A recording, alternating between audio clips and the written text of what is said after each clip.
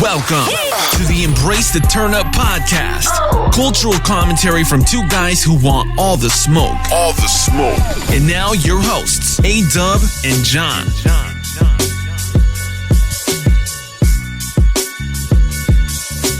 Episode 122 in 2022 of the Embrace the Turn Up podcast. It's your boy A-Dub. By now you should know the vibes. If you don't, get tuned and get hip. We're gonna come at you with everything that's going on. Like I said, it's your boy A-Dub. The homie John is out with the vid. John, get well soon.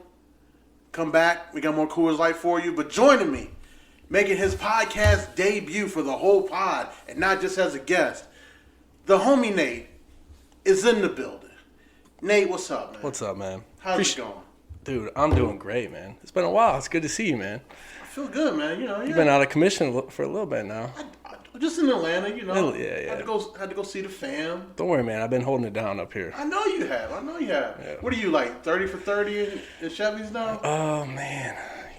I kind of stopped keeping track, but I'll have to hit up my statistician for that one, which I had someone fill in for you while you were gone. But, it's been going good, man. Don't worry, your Klay Thompson is back. Don't worry. Hey, speaking of Klay, welcome back, Klay. What a night last night. What a night. What a sports night last night. It was phenomenal, man. He dunked on what, 2 people? Yeah. Dunked on 2 people. He had some jump in his, he had some bounce, man. The crazy ending to the night game in football. I actually didn't see that. What happened? So, Raiders-Chargers, if they tie, they both go to the playoffs. Pittsburgh's out. Mm-hmm. It goes to overtime, so you're like, oh, the fix is in, right? Yep. And the Raiders they're almost in their kicker's range. They need a first down. Yep. But the clock's running. It's 2 minutes left. The Chargers call a timeout. Timeout stops the clock, so now they have to run the play and then kick the field goal. Yep. So they get the first down, like, oh shit, they're in their kicker's range now. Kick it. Raiders win. Raiders go to the playoff. Chargers go home. Yep. If Brandon Staley does not call that timeout, Raiders won the ball. Raiders can't stop the clock anymore. Mm-hmm. Time runs out. Tie game. They both go to the playoffs. So the Raiders were going no matter what, whether they won or tied or lost. They were in. They already had playoffs. If the Raiders lose, they don't go. Okay, so if they win or tie, they're in. Yes.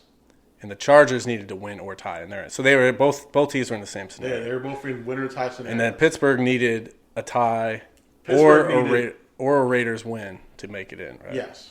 Okay, I got you. Yeah, that's pretty bad. I actually did see that on Instagram, scrolling through Instagram, but I didn't look at all the the Brandon Staley has to get to an AFC Championship game to stop hearing about that. Yeah.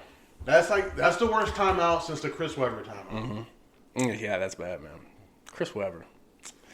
We still love you, Chris. Oh, you're a Michigan absolutely. legend, man. If I had to pick one player's game I would want to have outside of Carmelo Anthony's, because ever? We're talking ever? Ever, it's Chris Webber. Damn, that's some. The stretch four, huge fan of the stretch four. That's a tall compliment right there, man. Because as a child, when I was so young, I was tall enough to where I would play the four, and I thought, I'm just going to play the four the rest of my life.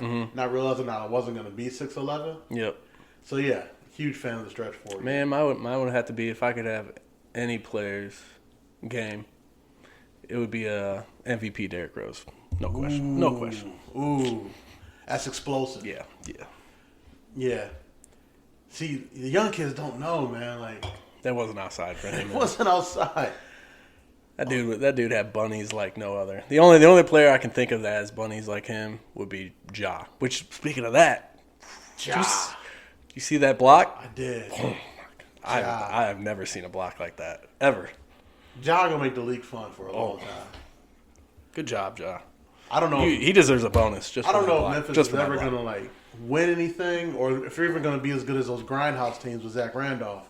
But damn it, John Morant is fucking fun to watch. Hell yeah, he's entertaining, man. I will say that. I like that guy.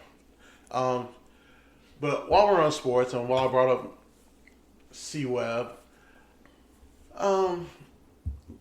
you started a Michigan podcast this fall. I do. Do we have a premiere date for that yet? Or are we still working those kinks out? You know what? I don't know the exact date, but it's going to be April. Do we want to do before or do we want to do after? I say April or before the game because Right before. Yeah, you know how closely I follow recruiting, Yes. so there's going to be things that I will need to see in the spring game, and that's going to help me determine my predictions come fall camp and other things along that line. So you guys heard it here maybe first. maybe a month before spring game would be a good place to go. You guys heard it here first. Maybe we'll do it right before St. Patrick's Day. You got a lot of Michigan fans on this pod? Oh yeah. We're a home base for those guys to air their grievances and to hear me and John's grievances. I get a lot of at the bar. Yo, what you said about this, and this, or blah blah blah. Yeah.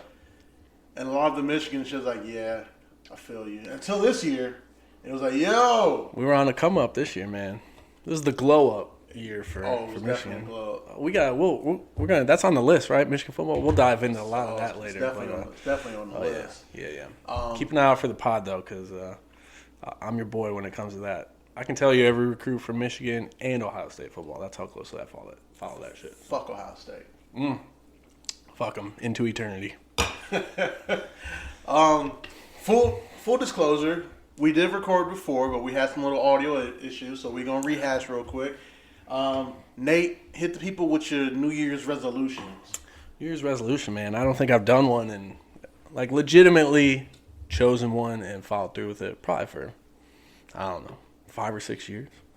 Maybe I'm a bum. Maybe I think I'm good enough. I have no idea. But it kind of annoys me how people it's always something, to do with fitness.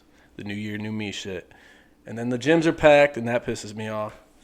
And then, nobody ever follows through with it. So it's kind of a cliche, but I stay out of the actual gyms till end of February. Yeah, I mean, it's not worth it, man. There's nothing worse being, Planet Fitness and all the machines are taken, or people trying to use multiple machines at once instead of letting letting other people try to get in. But I digress. My New Year's resolution.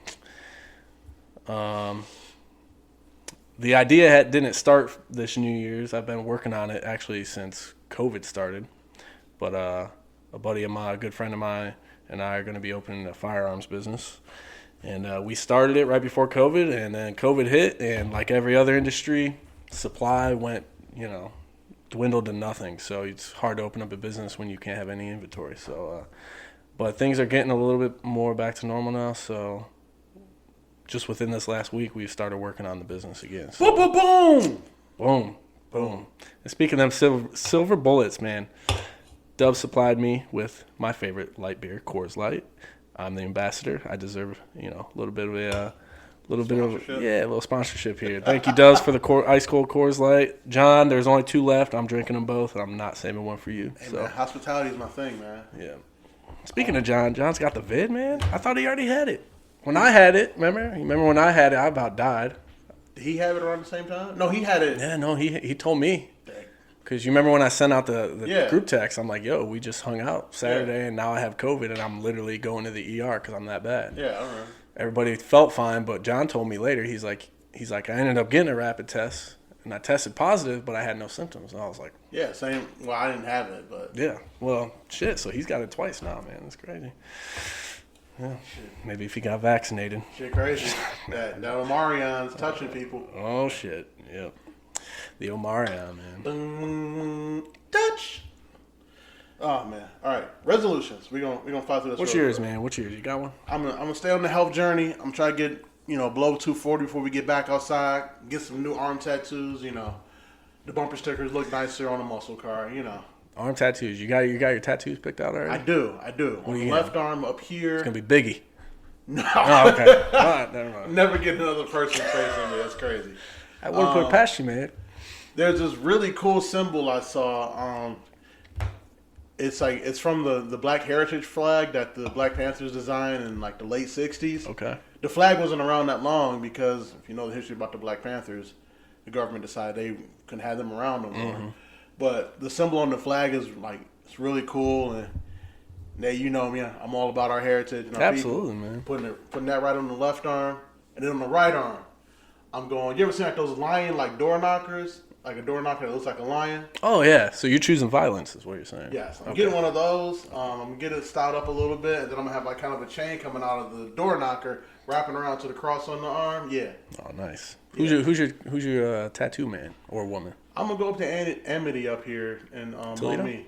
Oh, Maumee. Right over the bridge here. Yeah, I tattoo people was down in BG at like their old spot, but they've been long gone. What was that place called there? Because that's where I got my only tattoo. I got that when I was 16, man. I don't know what it's called now. Man, I can't remember.